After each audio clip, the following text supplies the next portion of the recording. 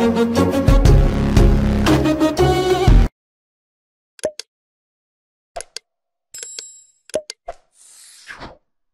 sekarang kan enggak, demikian heterogen kayak gitu. Betul, betul, Nah, betul. ini yang justru gue kepengen tanya lo, heterogen banget. Banyak misalnya ya keadaan sekarang inilah yang seperti itu ya, yang ada pro kontra ya, yang paling jelas kayak gitu. Ini juga membuat lo juga banyak dibully gue ngelihat kayak gitu. Terus gimana lo ada yang lo tangkap nggak dari situ? Karena gini, kalau warkop dulu, walaupun mereka negatif banget, nggak berdasar, tapi kadang-kadang kita ada nangkep. Kayak misalnya gini, ketika kita melontarkan kritik sosial ya, dan dalam bentuk satir, bukan dalam bentuk kritik. Secara akademis, kalau kritik itu sebetulnya harus ada solusi kan. Tapi kalau kita beri solusi, berarti kita ceramah, bukan ngelucu. Gitu kan? Betul, betul. Ya kan? Nah, kadang-kadang itu ada yang kita tangkap juga, getaran-getaran itu. Oh, ternyata orang ada yang mikir kayak gini juga. Jadi kadang-kadang kita juga berpikir bahwa kalau gue lontarkan kritik sosial ini atau satir, itu menimbulkan keresahan juga. Nah, sekarang pada lu bagaimana tuh? Nah, itu yang tadi saya bilang Pak De. Kadang-kadang orang itu takut terhadap sesuatu yang tidak mereka pahami. Jadi mereka itu tidak membenci, kadang-kadang justru tidak paham. Jadi karena tidak paham akhirnya takut, akhirnya ya udah deh daripada salah mending nggak usah gitu, mending dilarang, mending dibatasi, mending dihambat. Itu pernah kejadian sama saya Bapak Ken.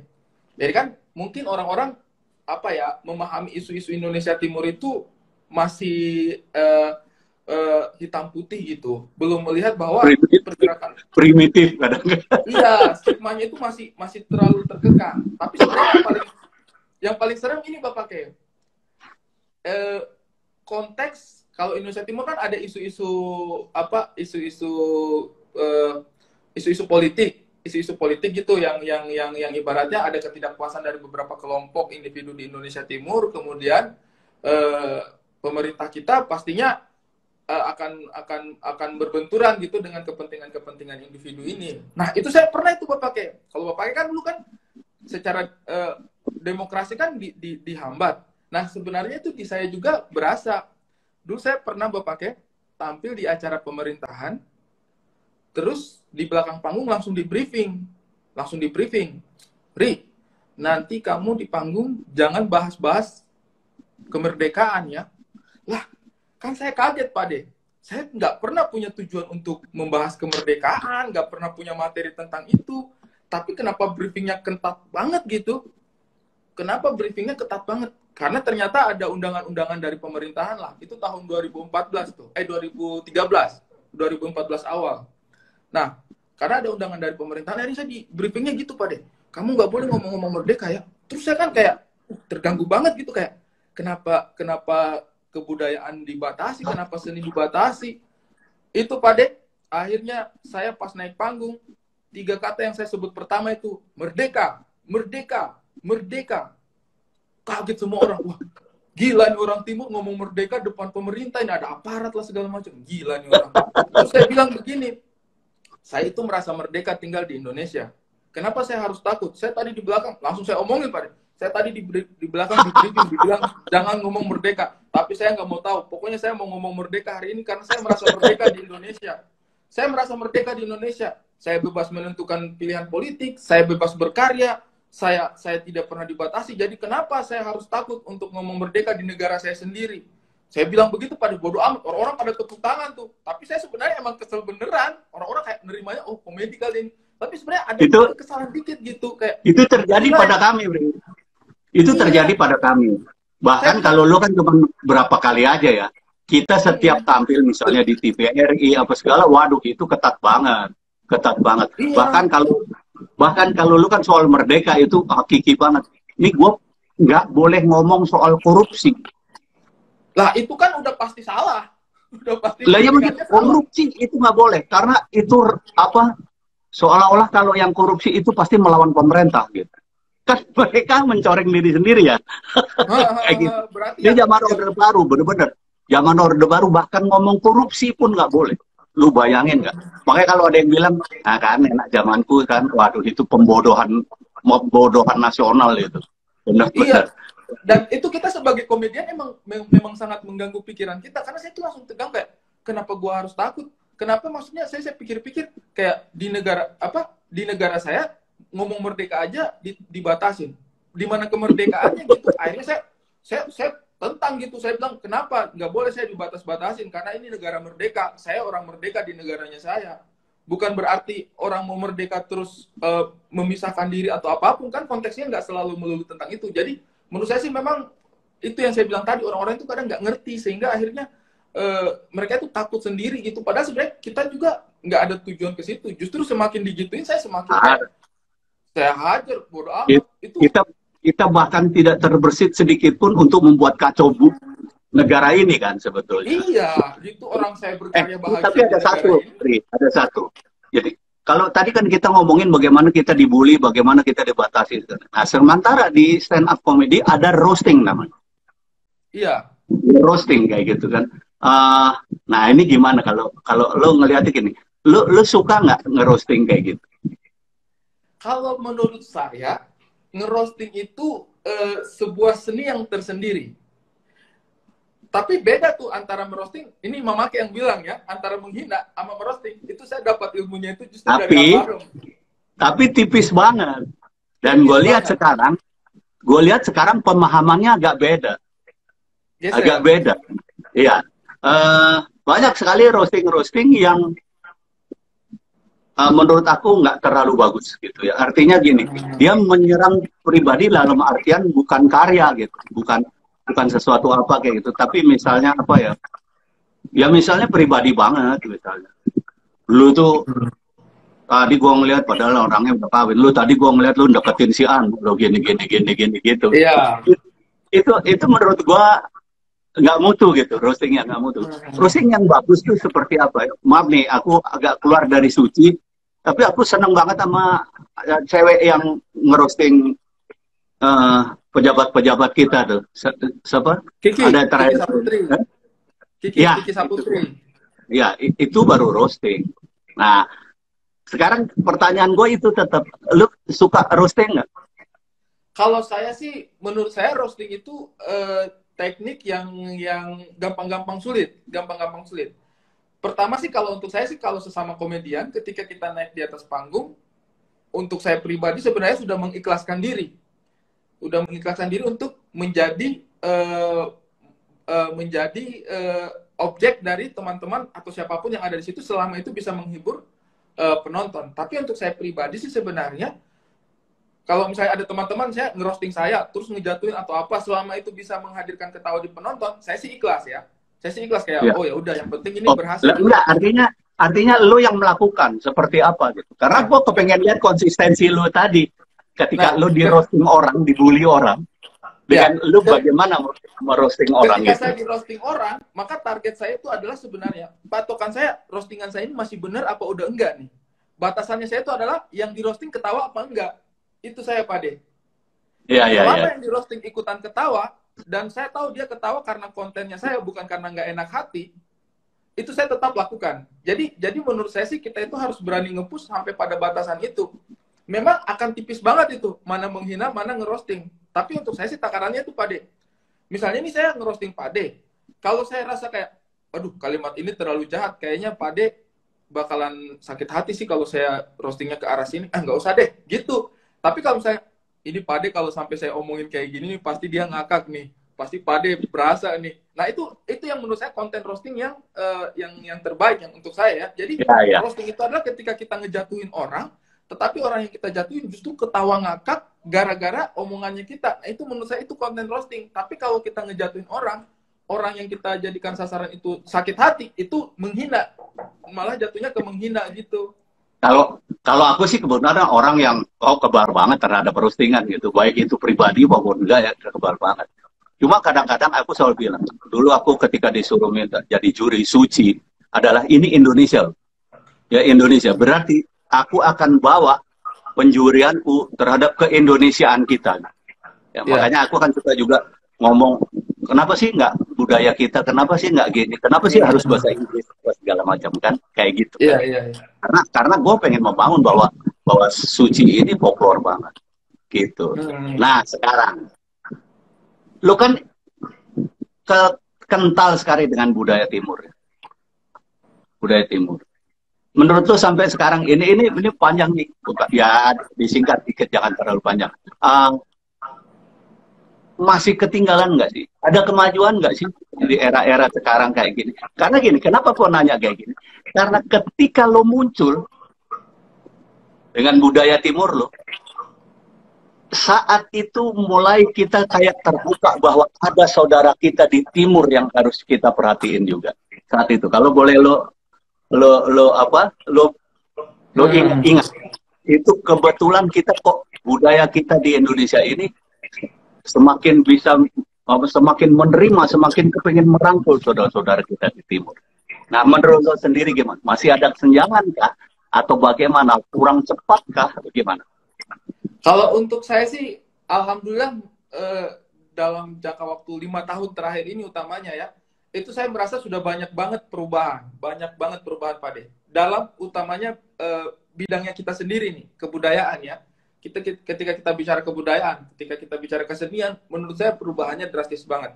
Ketika mungkin teknologi, pendidikan, atau pembangunan, itu maksudnya teman-teman yang lain yang punya tolak ukurnya. Karena saya kan nggak terlalu lagi mengikuti informasinya apa-apa yang terjadi di sana.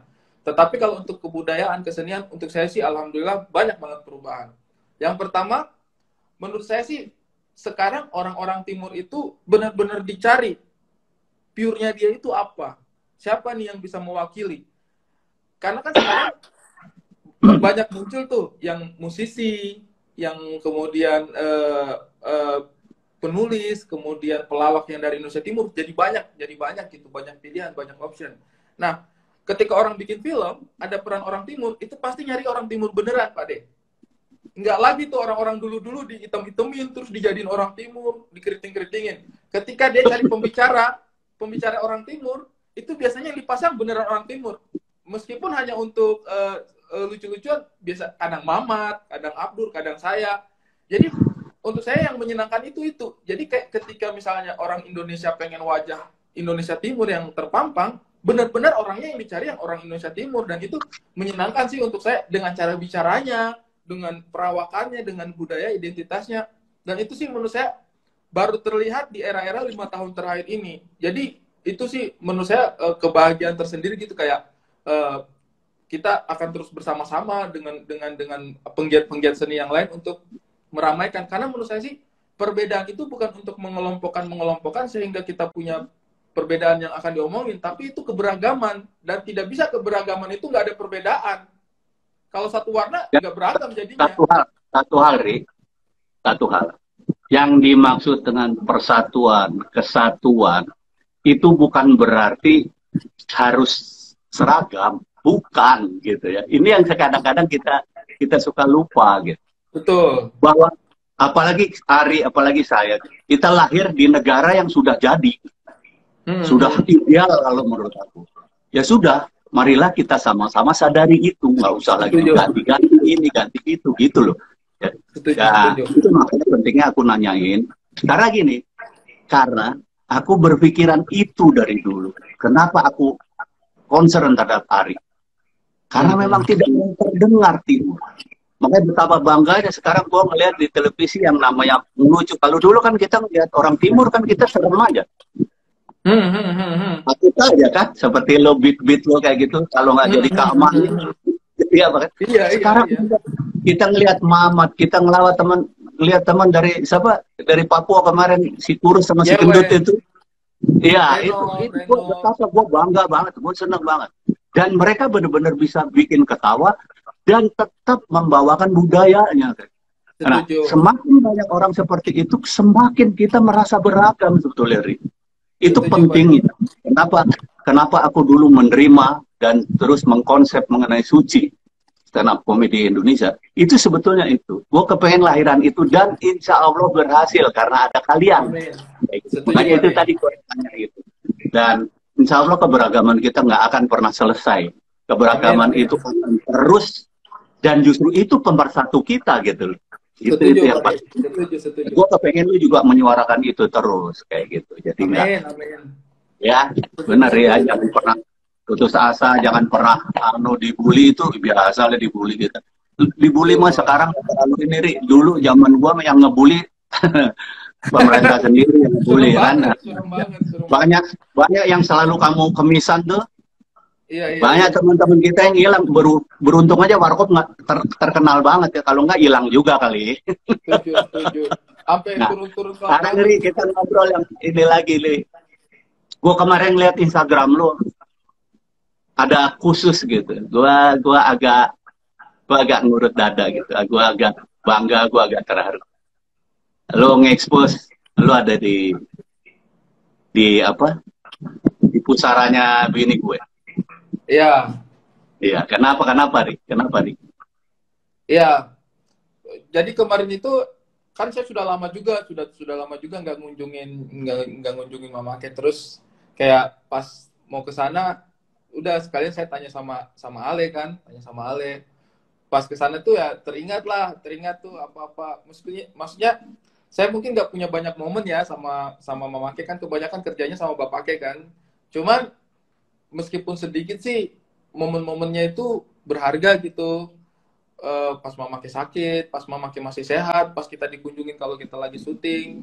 Jadi untuk saya sih kadang-kadang mungkin orang berpikir, wah apa perasaan nggak terlalu sering ketemu, kok deket banget. Menurut saya sih itu masalah kualitas sih, bukan masalah kuantitas. Ada juga mungkin orang yang ketemu setiap saat 24 jam bertahun-tahun, tapi mungkin secara kualitas tidak terlalu berkualitas, akhirnya mungkin malah berjarak. Tapi untuk saya sih Bapake dan Mamake sih mungkin eh, apalagi karir-karir awalnya saya di Jakarta sih kan, namanya kita datang itu kan kadang-kadang nasihat orang tua itu orang mungkin rasa itu sekarang jarang ya ditemukan gitu, orang tua, nasihat-nasihat orang tua. Kalau saya pribadi sih, menurut saya sih dalam meniti karir, dalam kehidupan sih, petua-petua dari orang tua itu nggak ada lawannya lah. Dan ketika saya misalnya itu lewat orang tuanya saya agak jauh, maksudnya paling ngobrolnya lewat telepon, komunikasinya lewat lewat telepon.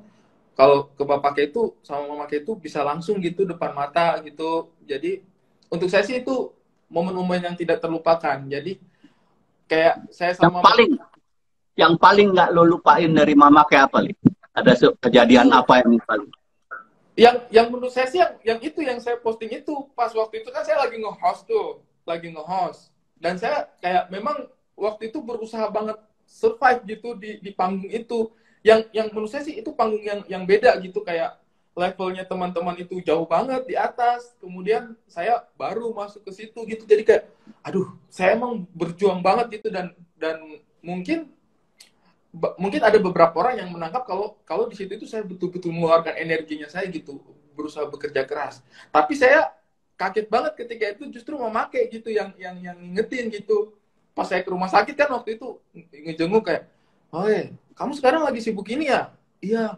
"Ih, saya nonton tuh tiap hari. Cuma kadang-kadang saya kesel, kamu udah melempar, nggak disambut, kamu udah ngelucu tapi mereka malah ngejatuhin. Kamu tuh lebih baik dari itu, mereka itu nggak paham sebenarnya." Jadi kayak merasa dibelain gitu, kayak merasa alhamdulillah akhirnya ada gitu yang menunjukkan bahwa iya kamu udah kerja keras, kamu udah bagus, kamu, karena waktu itu saya jujur aja Pak Dik, waktu itu saya agak depresi gitu, kayak tertekan banget karena level pekerjaan itu tidak terbayang di kepalanya saya gitu. Saya maksudnya kalau sama teman-teman suci, sama teman-teman sesama komedian kan, karena sehari-hari udah ketemu jadi rekat aja gitu menurut saya. Tapi ini kita harus tektokan sama host-host yang udah puluhan tahun gitu, levelnya udah jauh banget, mereka berkarirnya udah 20 tahun di atasnya saya. Jadi kayak ya Allah, itu memang kerja keras saya gitu, dan itu memakai gitu, ngelihat kerja keras dan ngasih motivasi gitu, kayak udahlah kamu itu udah melakukan yang terbaik, pokoknya kamu kalau direndahin jangan mau ya, beda tuh beda tuh ngelawak sama menghina. Kamu kulihat beberapa kali kamu dihina, kamu ngikut aja. Kalau misalnya kamu bisa balikin, jangan takut, balikin aja. Terus itu hatinya saya tuh jadi kayak, wah alhamdulillah. Terus apa, semangat kerja gitu Pak De. Dan namanya mungkin apa ya, kuasanya Allah ya. Hal-hal itu kan kadang-kadang sama sesama teman tuh nggak enak gitu, teman untuk ngasih tahu gitu, kayak ya elah gimana gitu, teman sesama teman kadang-kadang mau ngasih taunya itu mungkin nggak enak. Mama kayak kan namanya ibu ya, feelnya itu seorang ibu Merasa. ngelihat Ya anaknya, karena dia ngelihat merasa anak, orang tua lo juga. Gitu. iya iya ngelihat anaknya kesulitan gitu, kayak lu nggak bisa, lu harus gini. Dan udah maksudnya, halo?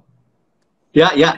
Iya, kan mamanya kan kondisinya lagi sakit, tapi sempat menonton acara yang ada saya itu haru banget gitu, kayak ya Allah kalau seandainya Ya, juga saya tampil terus menghibur kan enak gitu, kayak mungkin mamake lagi sakit terus nonton kita ketawa mungkin terhibur, tapi ini nonton ada. kita anaknya, wah ini kesulitan nih anak nih, pas kita ketemu Ya, dinasihatin dia gitu nggak beda selalu banget. nonton banyak istriku, tapi dia ada beberapa yang dia perhatiin tuh, termasuk lu, terus ada lain lagi Soimah kayak gitu. Ada Hmm. sesuatu yang dia pikir hebat gitu, terus dia selalu nonton.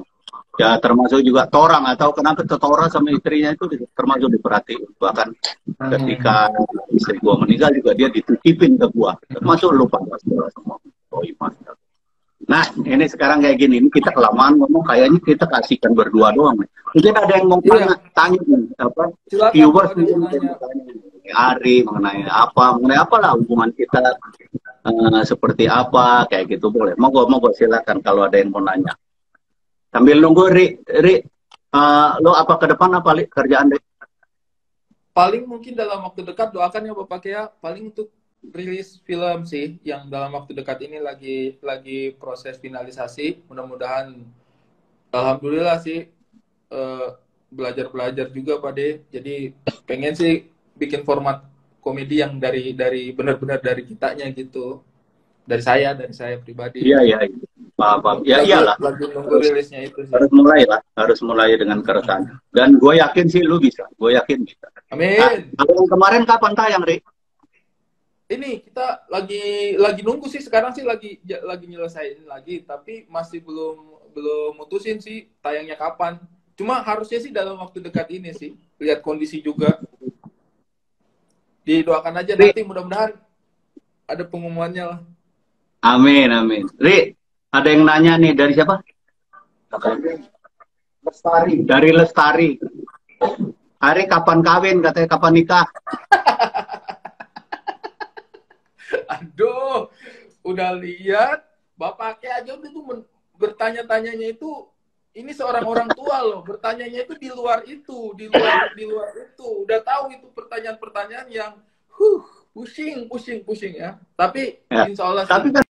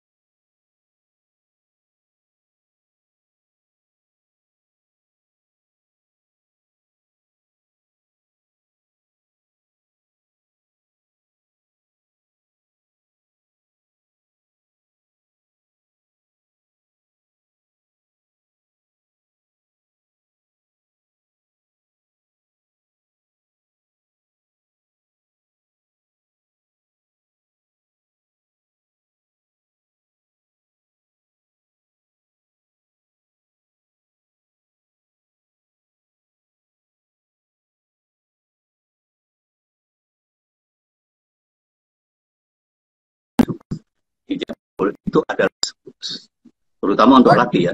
Janji. Ya, oke. Oke, nyambung. Maaf Pak De, Gimana, ini agak gimana, Ri?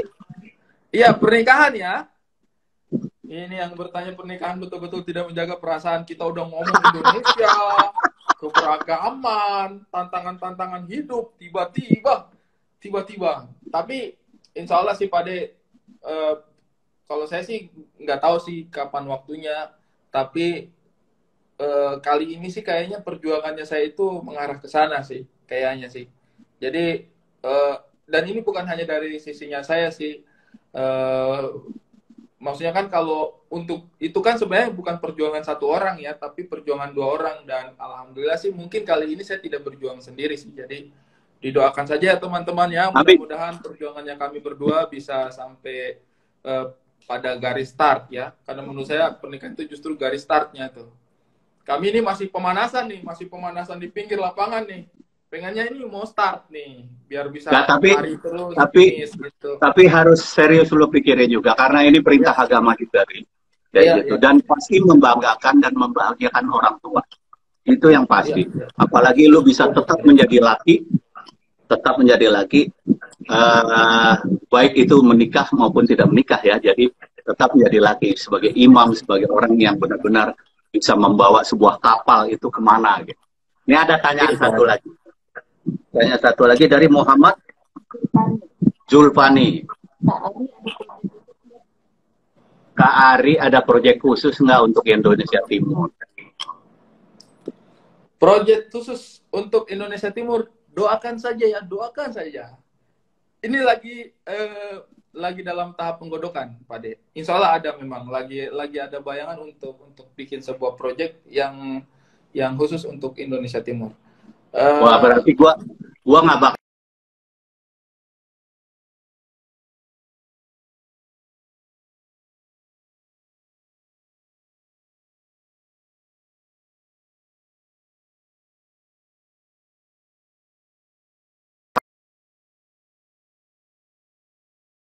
Sinyal saya kali ya. Halo, oke, aman. Yo, aman. Oke, sorry. Ya, artinya gua nggak kepake deh kalau udah Indonesia Timur. Loh, kan kalau ngomongin Indonesia Timur kan nggak selalu orang Timur yang ngomong. Kan Oh gitu ya. harus ada Siap, patokan siap. nih. Iya dong. Siap. Gua merendahkan lu banget ya tadi ya. Tapi ini mudah-mudahan sih ada sih ya. Terima kasih yang udah bertanya. Kalau sebelum-sebelumnya kan kita mungkin bicaranya panggung-panggung stand up. Kan saya sama Abdur, sama Yewen, sama Reno, sama Mamat kan udah beberapa kali juga sama Epi ngumpul-ngumpul gitu. Pada kami ada memang apa namanya ngumpul gitu stand up comedian dari Timur. Jadi biasanya kami bikin pertunjukan. Cuman karena sekarang lagi corona ya, jadi kita belum bisa lagi bikin. Ya. Jadi, Tapi gini. Aku yang tuaan lah ya, aku support, aku dorong banget, aku seneng banget bahwa komedi kita colorful banget di Indonesia. Aku sih mendorong terus semua ya, semakin bagus. Semoga aku kan sekarang lagi nggak di Suci nih, jadi aku semoga Suci juga bisa mengarahkan itu terus gitu, menjadi apa agent of agen dari sebuah perubahan itu gitu, bahwa kita selalu menciptakan sesuatu lebih colorful lagi. Oke, Ri, sehat terus, dan gue kepengen lu terus berkarya, karena seniman itu nafasnya adalah karya. Jadi jangan pernah berhenti berkarya, jangan pernah berhenti. Satu ya, yang aku lihat, aku cocok sama kamu, ada dua hal yang aku cocok. Kamu tetap sederhana, dan kamu tetap berbudaya. Karena seniman perlu betul itu. Ketika kita sederhana, maka kita akan pokar. Tetapi ketika kita berbudaya, maka kita akan harmoni. Kita akan harmoni ya, tahu artinya ya harmoni. Jadi tetaplah itu, tetaplah sederhana dan tetaplah berbudaya. Terus juga jaga kesehatan, Ri. Jangan lupa ya, jangan mentang-mentang lo tadi istilah kondisional gitu, lu terus lupa terhadap itu. Jadi bagaimanapun juga itu benar-benar diceritakan. Cuci tangan yang bersih apa segala itu tetap berguna ya. Masker, terus jaga jarak itu tetap. Uri, makasih banget, seneng banget gua. Sebetulnya gua butuh 3 hari 3 malam. Butuh 3 hari 3 malam lu sebetulnya. Makasih banget. Saya juga minta nasihatnya Pak De terus. Mudah-mudahan saya bisa terus dapat masukannya Pak De. Amin. Apapun masalah-masalah kehidupannya saya, utamanya masalah pribadi, saya tuh biasa banyak ceritanya sama Bapaknya langsung. Ya. Nanti insya Allah Pak De tapi sejauh ini aman. Kalau ada apa-apa, amin. Pak De. Ya. Oke. Makasih banget. Jaga kesehatan terus. Terus, Ri, gua mau bikin kayak yang lain lah, YouTube kayak gitu. Nanti kita ngobrol ya, Ri? Siap, boleh ya? Siap. Bareng ya? Sangat ditunggu dong. Ya. Oke, makasih, Ri. Thanks untuk karya-karyanya, dan tetap sehat, tetap semangat, dan bye, Ri. Assalamualaikum. Waalaikumsalam warahmatullahi wabarakatuh. Yes. Tar Pak De, foto dulu. Foto dulu. Oh, foto. Boleh, foto dulu. Foto dulu. Foto dulu. Foto. Ntar, Pak Dik. Oke, sudah. Terima kasih, Pak Dik. Makasih, Ri. Makasih. Sudah nonton juga.